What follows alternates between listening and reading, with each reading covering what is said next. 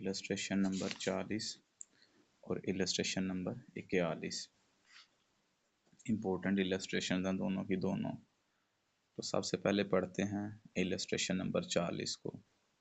The LR company shows fixed expenses of rupees 12,150। LR company के कह रहा है कि जो फिक्स्ड एक्सपेंसेस हैं वो 12,150 हैं। MS ratio 25%। जो MS रेशो थी कंपनी की वो 25% थी। CM ratio 30% for 1 month operations. और जो कंट्रीब्यूशन मार्जिन रेशो थी वो 30% थी महीने की। फिक्स्ड एक्सपेंसेस 12,150 हैं। MS रेशो जो है वो 25% है और कंट्रीब्यूशन मार्जिन रेशो जो है वो 30% है। MS रेशो स्टूडेंट्स ने दिया 25%, यानी 25% सेल सेक्रीफाइस की जा सकती है, तो बाकी 75% that is break even. CM ratio 30% है, तो बाकी 70% स्टूडेंट्स वो वेरिएबल कास्ट है। करना क्या है, ब्रेक इवन पॉइंट रुपीज़ में यानी सेल निकाल के देनी है, एक्चुअल सेल महीने की सेल निकाल के देनी है, प्रॉफिट फॉर द मंथ, और साथ ही कहता है महीने का प्रॉफिट निकाल के देना है। लेकिन स्टूडेंट्स ये 3 रिक्वायरमेंट्स हैं उसकी, actual sale, break even sale और प्रॉफिट। यहाँ पे स्टूडेंट्स सबसे पहले हम फाइंड आउट करते हैं ब्रेक इवन सेल को। लें जी, ब्रेक इवन सेल के साथ ही बराबर डाल के मैं फार्मूला दर्ज करता हूँ, fixed cost divided by CM ratio. Fixed cost को स्टूडेंट CM रेशो के साथ डिवाइड कर देंगे तो हमारे पास ब्रेक इवन आ जाएगा 12,150 और इसका बटा 0.30%। मैंने ख़त्म कर दिया 100 के साथ तकसीम करके। लें जी, इसको हल करते हैं। 12,150 इसको तकसीम कर दें 0.3 के साथ, तो ये स्टूडेंट्स मेरे पास आ रहा है 40,500। इसी के साथ हमारी रिक्वायरमेंट नंबर 1 मुकम्मल हो गई। ये लें जी, नंबर 2 पे उसने कहा हुआ है कि एक्चुअल सेल निकाल के दें। तो यहाँ पे स्टूडेंट्स मैं ज़रा पहले हेडिंग लिख लूँ एक्चुअल सेल्स के नाम के साथ, उसके बाद फिर इसको हल करते हैं। अब एक्चुअल सेल फाइंड आउट करने के लिए स्टूडेंट्स MS को इस्तेमाल करते हैं, यानी मार्जिन ऑफ सेफ्टी को। कैसे निकला था कि हमारी जो टोटल सेल है ना उसमें से माइनस कर दें ब्रेक इवन सेल को। जब भी हम टोटल सेल में से माइनस करते हैं ब्रेक इवन सेल को तो हमारे पास जो है ना मार्जिन सेफ्टी आ जाता है। एक्चुअल सेल में से ब्रेक इवन सेल माइनस कर दें मार्जिन ऑफ सेफ्टी, लेकिन यहाँ पे हमने ब्रेक इवन सेल निकालनी है।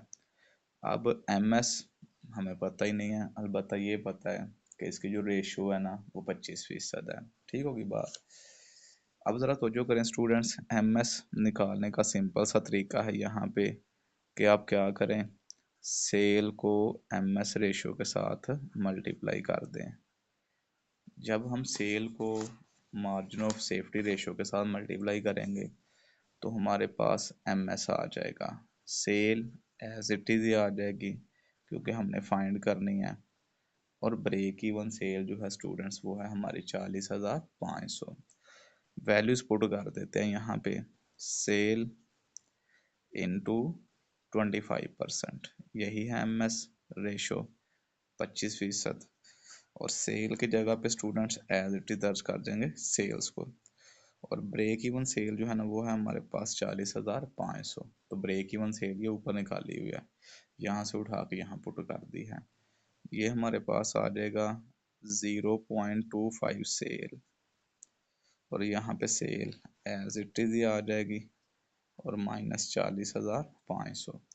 ये 40,500 उठा के इस साइड पे ले आए तो जमा में कन्वर्ट हो जाएगा 40,500 is equal to sale as it is आ जाएगी माइनस 0.25 सेल्स। ठीक होगी बात। अब इसको आगे हल कर लें, 40,500, ये जो स्टूडेंट सेल है ना इसके साथ आपको पता है एक है, जहाँ पे कोई ना हो एक होगा, 1 में से इशारिया 2.5 माइनस करें तो ये हमारे पास आएगा 0.75 सेल्स। अब 0.75 जो इधर आए क्या करेगा, 40,500 को तकसीम कर देगा, तो यहाँ पे हमारे पास बचेगा सेल्स। तो 40,500 को ना इशारिया 7.5 के साथ तकसीम करें तो ये हमारे पास आ जाएगा ₹54,000। ये स्टूडेंट्स हमारे पास आ गई है हमारी इस महीने की सेल। इसी के साथ हमारी रिक्वायरमेंट नंबर 2 भी मुकम्मल हो गई। अब यहाँ पे रिक्वायरमेंट नंबर 3 फाइंड आउट करते हैं। उसने कहा है प्रॉफिट। अब प्रॉफिट निकालने के लिए स्टूडेंट्स इनकम स्टेटमेंट भी बनाई जा सकती है, लेकिन मैं यहाँ पे इसका सिंपल सा सोल्यूशन हल कर देता हूँ। इसको सिंपली निकालने का तरीका क्वेश्चन नंबर 8 में भी आई थिंक हमने इस्तेमाल किया था कि आप क्या करें, सेल को CM रेशो के साथ और MS रेशो के साथ मल्टीप्लाई कर दें। जब भी आप सेल को CM रेशो के साथ और MS रेशो के साथ मल्टीप्लाई करेंगे तो आपके सामने प्रॉफिट आ जाएगा।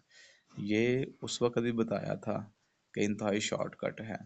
CM रेशो स्टूडेंट हमारी 30% है इंटू 30%, और MS रेशो जो है ये हमारी 25%। लें जी, 54,000 ज़रब इशारिया 3 ज़रब इशारिया 2.5, ये मेरे पास आ रहा है 4,050। इसी के साथ हमारी ये रिक्वायरमेंट भी मुकम्मल हो गई। किसी पॉइंट में से मसला है, बात आपको क्लियर नहीं हो सकी तो क्लियर कर दें।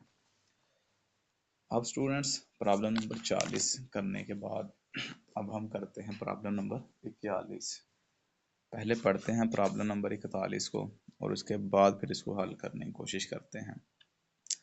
इम्पोर्टेंट है, ये भी एग्जामिनेशन में कई दफ़ा आ चुकी है। Last month H company had a sale of ₹2,20,000। कहता है कि पिछले महीने एच कंपनी की जो सेल है ना 2,20,000 थी। ये स्टूडेंट्स बात कर रहा है प्रीवियस मंथ की जो गुजर चुका है। 2,20,000 सेल थी। CM ratio 40%, MS ratio 30%। ये स्टूडेंट बात है प्रीवियस मंथ की कि कंपनी की जो सेल है 2,20,000 की थी, CM रेशो 40% थी और MS रेशो 30% थी ड्यूरिंग द करंट मंथ। अब ये आ गया इस महीने में, तो इसका मतलब ये हुआ कि 2 महीनों का उसने हमें डाटा दिया हुआ है, एक प्रीवियस मंथ और एक इस महीने का। A decrease in sale price and a decrease in fixed cost have resulted in a CM ratio of 36%। कहता है कि सेल प्राइस डिक्रीज हुई है और फिक्स्ड कॉस्ट डिक्रीज हुई है। अमूमी तौर पर स्टूडेंट्स ये होता है कि सेल प्राइस डिक्रीज होती है, वेरिएबल कास्ट डिक्रीज होती है, फिक्स्ड कास्ट डिक्रीज नहीं होती। लेकिन यहाँ पे वो ये बता रहा है कि सेल डिक्रीज हुई है प्राइस में और फिक्स कास्ट डिक्रीज हुई है, तो यहाँ से समझ आए कि आपकी जो वेरिएबल कास्ट है that is same. Variable cost में किसी किस्म का कोई फ़र्क नहीं आया, वो आपकी सेम ही रही है। जो चीज़ आपकी चेंज हुई है वो सेल प्राइस है और फिक्स कास्ट है। तो ये सबसे पहली बात आपने जहन में रखनी है कि सेल प्राइस चेंज हो रही है, फिक्स कास्ट चेंज हो रही है। तो दूसरी बात आपने ये ध्यान में रखनी है कि वेरिएबल कास्ट सेम रह रही है, उसमें किसी किस्म का कोई फ़र्क नहीं आया। मसलन अगर पिछले महीने हमारी वेरिएबल कास्ट फ़र्ज़ कर लें लाख लगी है ना, तो इस महीने भी लाख ही है। पिछले महीने अगर 2 लाख लगी है तो इस महीने भी 2 लाख ही है। पिछले महीने फ़र्ज़ कर लें अगर 50,000 लगी है तो इस महीने भी 50,000 ही लगी है। चेंज बेसिकली जो आ रही है वो हमारी फिक्स्ड कास्ट और सेल प्राइस में आ रही है, वेरिएबल कास्ट में कोई चेंज नहीं आ रही। आगे क्या लिखता है, कहता है resulted in CM ratio 36% and MS ratio 24%। इसका नतीजा क्या निकला है कि CM रेशो भी कम हो गया, पहले 40% थी अब 36% रह गई है, और MS रेशो भी चेंज हुई है। MS रेशो पहले 30% थी अब 24% रह गई है।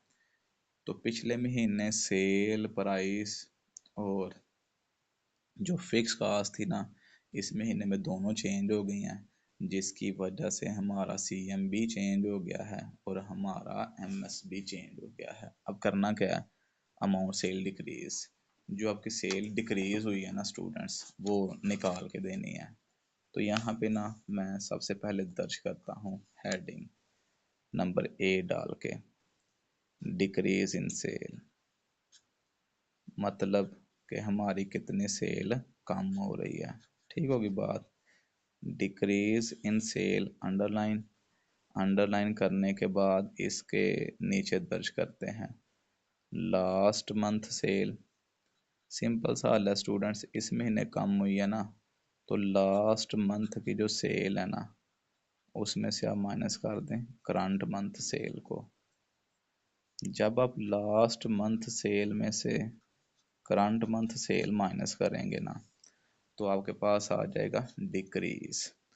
तो लास्ट मंथ की स्टूडेंट जो हमारे पास सेल थी ना, वो 2,20,000 थी, लेकिन करंट मंथ की तो हमारे पास सेल ही नहीं है। तो इसका मतलब ये हुआ कि मौजूदा मंथ की सेल जो है ना, वो हमें निकालनी पड़ेगी। तो इसके नीचे मैं दर्ज करता हूँ करंट मंथ सेल।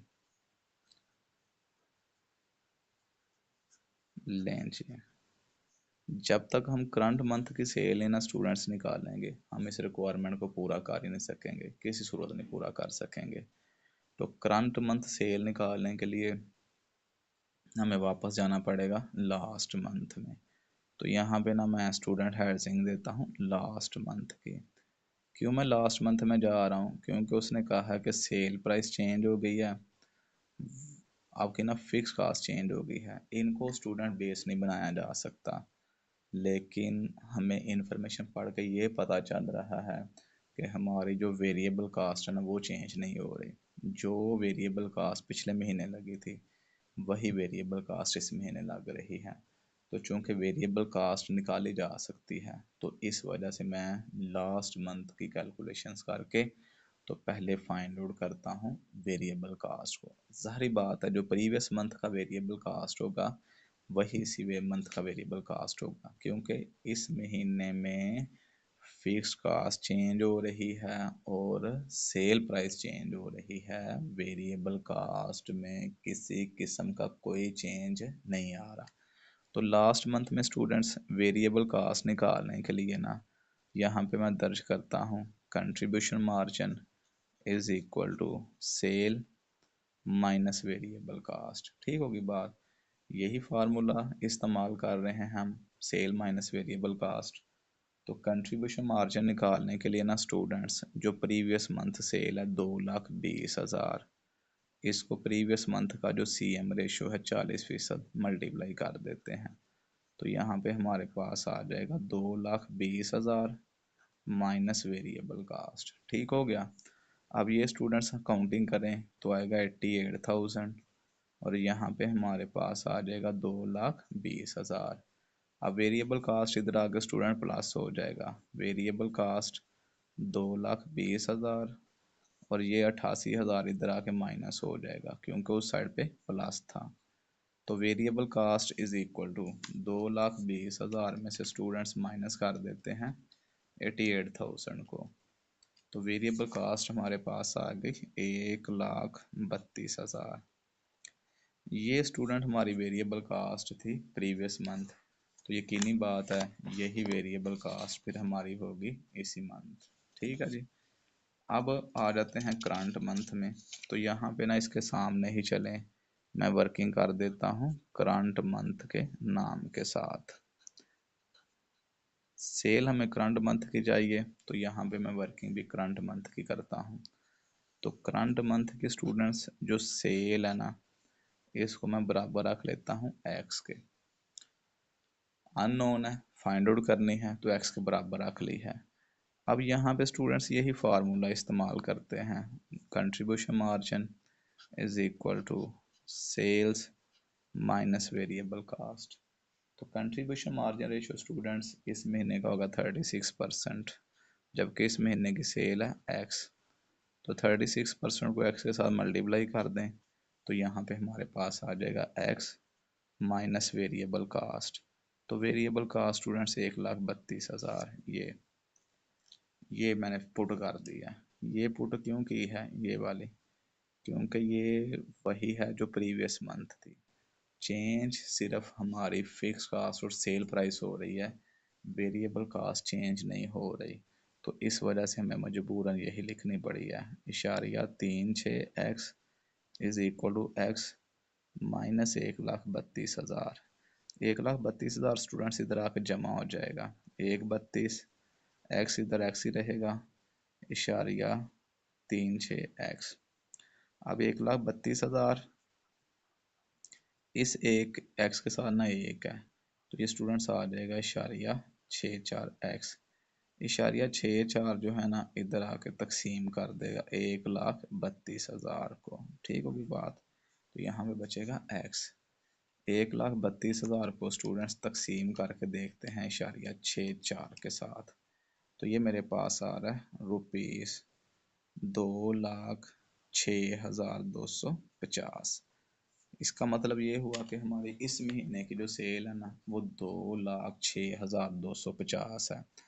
तो इसको उठा के ऊपर पुट कर देते हैं, 2,06,250। तो 2,06,250 को स्टूडेंट्स माइनस कर देते हैं 2,20,000 में से, तो ये हमारे पास आ गया रुपीज़ 13,750। इसी के साथ हमारी ये रिक्वायरमेंट स्टूडेंट्स कंप्लीट हो गई। अब आगे नंबर बी पे पढ़ते हैं। नंबर बी पे क्या रिक्वायरमेंट है, न्यू ब्रेक इवन पॉइंट। कहता है कि न्यू ब्रेक इवन पॉइंट निकाल के देना है, यानी ब्रेक इवन सेल निकाल के देनी है। क्योंकि सेल ही निकल सकती है, यूनिट्स तो यहाँ पे निकल ही नहीं सकते, किसी सूरत में नहीं निकल सकते। तो यहाँ पे मैं दर्ज करता हूँ ब्रेक इवन सेल्स। लेकिन स्टूडेंट्स ब्रेक इवन सेल निकालने के लिए ना अगेन MS का तरीका इस्तेमाल करते हैं, sale minus break even sale, ठीक होगी बात। तो चूंकि न्यू ब्रेक इवन निकालना है, न्यू ब्रेक इवन से मुराद इस महीने का ब्रेक इवन ले रहा है, रिसेंट मंथ का, करंट मंथ का, जिसको हमने नाम दिया है। तो करंट मंथ की स्टूडेंट सेल है हमारे पास 2,06,250, और करंट मंथ का जो MS है ना रेशोज की शक्ल में वो 24% है। मल्टीप्लाई कर देते हैं, सेल की जगह पे अगेन 2,06,250 और ब्रेक इवन सेल की जगह पे स्टूडेंट्स ब्रेक इवन सेल आ जाएगा, क्योंकि ये हमने फाइंड आउट करना है।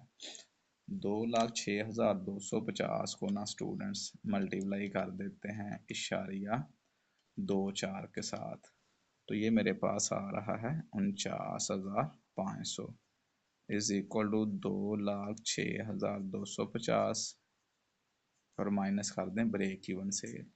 ब्रेक इवन सेल स्टूडेंट्स इधर आके प्लस हो जाएगा, 2,06,250 एज इट इज ही रहेगा और 49,500 इधर आके माइनस हो जाएगा।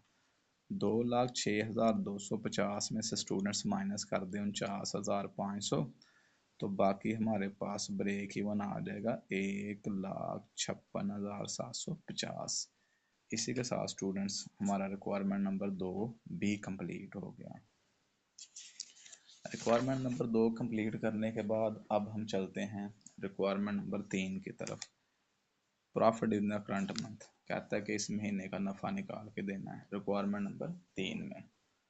तो यहाँ पे स्टूडेंट्स पहले हेडिंग दर्ज करते हैं रिक्वायरमेंट C के नाम के साथ, प्रॉफिट। तो प्रॉफिट स्टूडेंट्स निकालने का सिंपल सा हल है कि आप क्या करें, मौजूदा मंथ की जो सेल है ना, ठीक होगी बात, उसको मल्टीप्लाई कर दें CM रेशो के साथ और उसको मल्टीप्लाई कर दें कंट्रीब्यूशन मार्जिन रेशो के साथ। शॉर्टकट इस्तेमाल कर लेते हैं। 2,06,250 हमारी सेल आई थी इस महीने की, ज़रब CM रेशो स्टूडेंट 36% है, ठीक हो गया, और MS रेशो जो है स्टूडेंट्स वो हमारा 24% है। अब इन तीनों को मल्टीप्लाई कर देते हैं और मल्टीप्लाई करके देखते हैं किसके बराबर आता है। 2,06,250 ज़रब इशारिया 36 ज़रब इशारिया 2,4 17,820 लें जी, रुपीज़ 17,820। तो इसका मतलब ये हुआ कि हमारा इस महीने का जो प्रॉफिट है ना वो 17,820 है। लें जी स्टूडेंट्स, इसके बिल्कुल सामने ना मैं लास्ट मंथ का प्रॉफिट भी निकाल देता हूँ। लास्ट मंथ का प्रॉफिट जो है ना वो उसने डिमांड नहीं किया हुआ, लेकिन अगली रिक्वायरमेंट में चूंकि हमने इस्तेमाल करना है तो इस वजह से मेरा माइंड यही है कि इसको ना पहले ही निकाल के रख लें। CM ratio into MS ratio. लें जी, सेल थी पिछले महीने की 2,20,000 ज़रब CM रेशो है स्टूडेंट हमारे पास 40%, ठीक होगी बात, और MS रेशो है हमारे पास 30%, ठीक हो गया। ये लें जी, मल्टीप्लाई कर देते हैं 2,20,000, इसको मल्टीप्लाई करते हैं इशारिया 4 के साथ, और इसको मल्टीप्लाई कर देते हैं इशारिया 3 के साथ, तो ये हमारे पास आ रहा है ₹26,400। लेंच इसी के साथ स्टूडेंट्स हमारी ये रिक्वायरमेंट भी मुकम्मल हो गई। आगे नंबर डी पे वो क्या लिखता है, यानी 4 नंबर पे डिक्रीज इन फिक्स कास्ट। उसने बताया था ना क्वेश्चन में कि हमारी फिक्स कास्ट भी कम हुई है और हमारी सेल प्राइस भी कम हुई है, तो कहता है भाई आप ऐसा करें, सेल प्राइस में डिक्रीज निकाल के दें, वो तो हमने निकाल लिया ऊपर ही, तो अब फिक्स कास्ट में डिक्रीज निकाल के देना है। तो यहाँ पे ना मैं पहले दर्ज करता हूँ डिक्रीज इन फिक्स कास्ट। ये लें जी, डिक्रीज हुई है फिक्स कास्ट, इसका मतलब है प्रीवियस मंथ की फिक्स कास्ट ज़्यादा थी, तो यहाँ पे ना मैं स्टूडेंट दर्ज कर देता हूँ लास्ट मंथ FC, इसमें से माइनस कर देते हैं करंट मंथ FC। अब स्टूडेंट्स फॉर्चुनेटली ना हमारे पास दोनों महीनों की नहीं है, ना तो फिक्स कास्ट हमारे पास पिछले महीने की है और ना ही फिक्स कास्ट हमारे पास इस महीने की है, तो दोनों महीनों की हमें निकालनी पड़ेगी। अब दोनों महीनों की स्टूडेंट फिक्स कास्ट निकालने के लिए ना यहाँ पे मैं हेडिंग दे देता हूँ फिक्स्ड कास्ट के नाम के साथ। ये लें जी, फिक्स्ड कास्ट। ये अब फिक्स कास्ट निकालने के लिए ना यहाँ पे मैं कॉलम कर लेता हूँ 2 लास्ट मंथ, ठीक हो गया, और यहाँ पे मैं कॉलम ऐड कर देता हूँ करंट मंथ। अब स्टूडेंट्स हमने ये पढ़ा हुआ है कि कंट्रीब्यूशन मार्जिन में 2 चीज़ें शामिल होती हैं, एक फिक्स कास्ट और दूसरा प्रॉफिट। अगर आपने फिक्स कास्ट निकालनी है तो कंट्रीब्यूशन मार्जिन में से प्रॉफिट माइनस कर दें, और अगर आपने प्रॉफिट निकालना है तो फिर आप ऐसा करें फिक्स कास्ट माइनस कर दें। तो हम क्या करेंगे, यही तरीका इस्तेमाल करेंगे, तो कंट्रीब्यूशन ले लेते हैं दोनों महीनों का, ठीक होगी बात। तो यहाँ पे मैं दर्ज कर देता हूँ कंट्रीब्यूशन मार्जिन। लें जी, कंट्रीब्यूशन मार्जिन, ठीक हो गया। कंट्रीब्यूशन मार्जिन निकालने के लिए ना स्टूडेंट्स इसके बिल्कुल साथ ही ब्रैकेट डाल के 2,20,000, ये हमारी सेल थी प्रीवियस मंथ की और रेशो थी 40%, ठीक है जी। 2,20,000 को स्टूडेंट्स 40% के साथ मल्टीप्लाई कर दें तो ये हमारे पास आता है 88,000। ये हमारे पास स्टूडेंट CM आ गया प्रीवियस मंथ का। अब इस महीने का निकाल लेते हैं 2,06,250, और इस महीने की रेशियो है 36%, इसको मल्टीप्लाई कर देते हैं 36% के साथ, 2,06,250 इंटू 36%, तो ये स्टूडेंट्स मेरे पास आ रहा है 74,250, ठीक हो गया। ये 88,000 कंट्रीब्यूशन मार्जिन आ गया पिछले महीने का, ये 74,250 कंट्रीब्यूशन मार्जिन आ गया इस महीने का। अब इसमें से लेस कर देते हैं प्रॉफिट, दोनों महीनों के स्टूडेंट्स हमने निकाल के रखे हैं, ये प्रीवियस मंथ का है, ये करंट मंथ का है, तो यहाँ पे आ गया 26,400, और यहाँ पे हमारे पास आ गया 17,820 लाइन इसके नीचे, और ये हमारे पास आंसर आ गया फिक्स्ड कास्ट का, ठीक होगी बात। 74,250 में से स्टूडेंट्स पहले ना 17,820 चले माइनस कर देते हैं, तो ये मेरे पास आ रहा है 56,430। ये स्टूडेंट्स हमारी करंट मंथ की फिक्स कास्ट है, इसको उठा के यहाँ पे 56,430, ठीक होगी बात, 88,000 माइनस 26,400, 61,600। ये हमारी प्रीवियस मंथ आ गई 61,600। ठीक होगी बात। 61,600 में से स्टूडेंट्स 56,430 माइनस कर दें तो बाकी हमारे पास बचता है 5,170 रुपये। इसका मतलब ये हुआ कि प्रीवियस मंथ की निस्बत इस महीने हमारी जो फिक्स कास्ट में कमी आ रही है वो 5,170 रुपये है। इसी के साथ स्टूडेंट्स हमारी ये एक्सरसाइज भी मुकम्मल हो गई। कोई पॉइंट है, कोई बात आपको क्लियर नहीं हो सकी तो इसको क्लियर कर लें। कल हम स्टूडेंट्स मिक्स का, मैंने प्रोडक्ट मिक्स जब देता है तो उसका ब्रेक इवन किस तरह से निकालना है, बल्कि ये एक मैं और इलस्ट्रेशन आपको करवा देता हूँ 44। इस किस्म की भी इलस्ट्रेशन आ सकती है।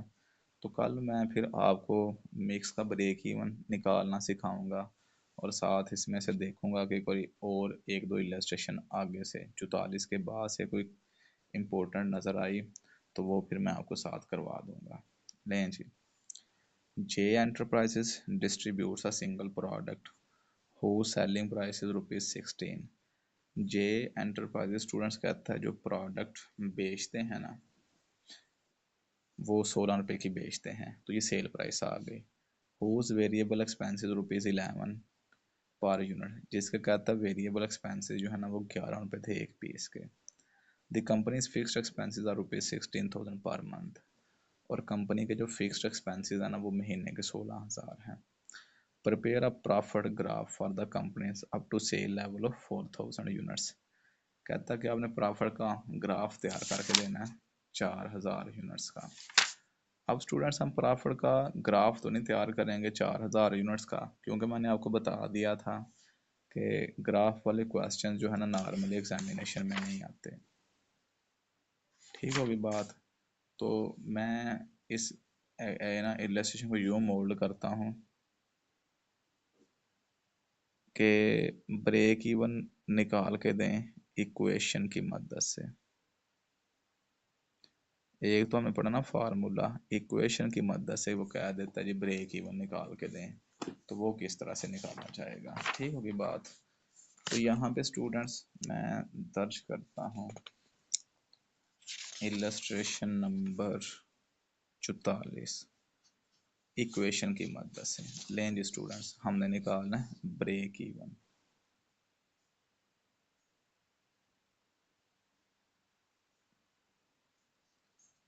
लें जी, इक्वेशन की मदद से ब्रेक इवन निकालने के लिए ना यहाँ पे स्टूडेंट देखें, हमने फार्मूला लिखा था ना, break even quantity is equal to fix cost divided by price minus variable cost. यही मैं लिखता हूँ आपको समझाने के लिए।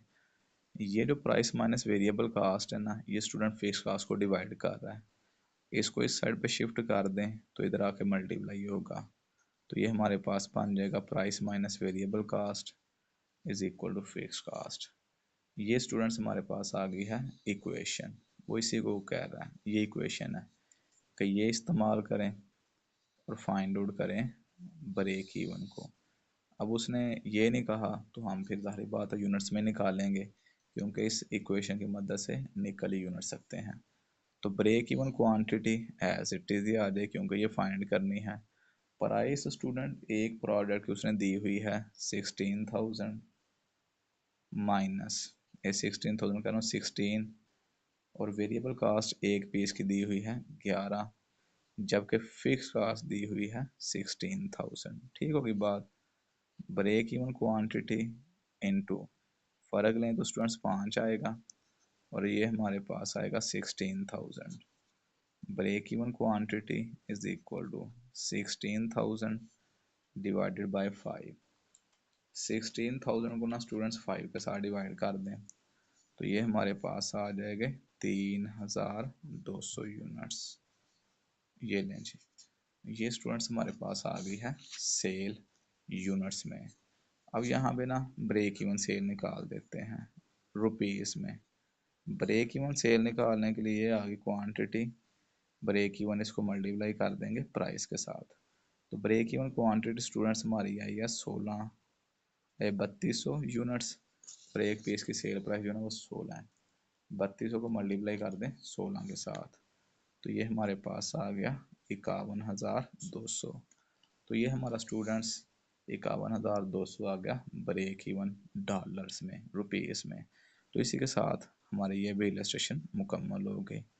अब आपने क्या करना है, होमवर्क इलस्ट्रेशन नंबर 42 करनी है।